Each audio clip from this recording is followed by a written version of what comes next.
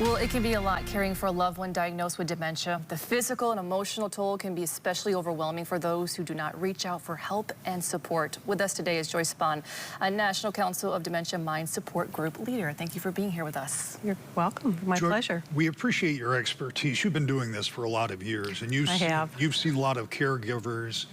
And when you are a caregiver, it almost by osmosis, you become fully involved. That's what you do.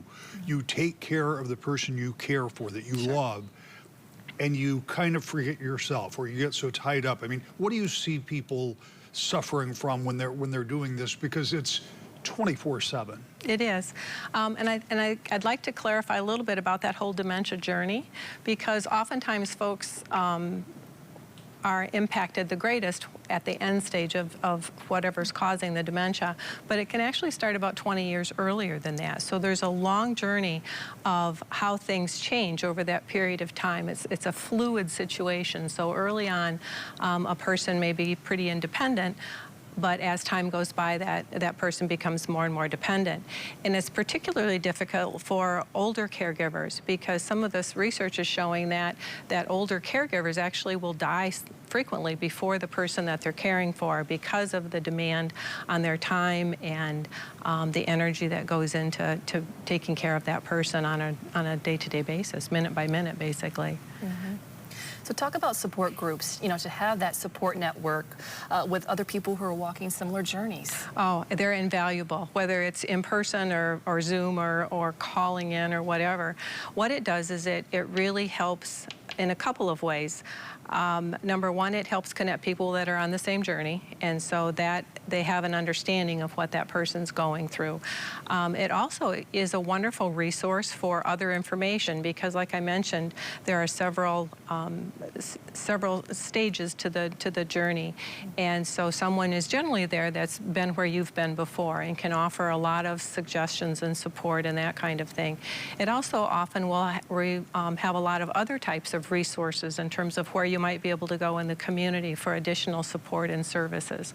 So it's invaluable both from an emotional, personal standpoint, but also from connecting with other organizations in the community. Yeah, getting that information and knowing what other people have gone through.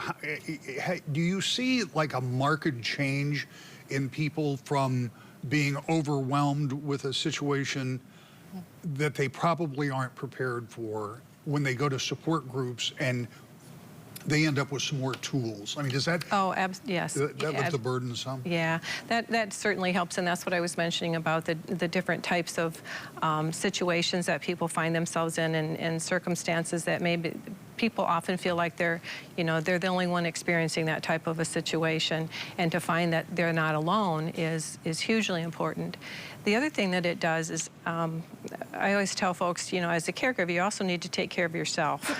I use the analogy of when you're on a plane.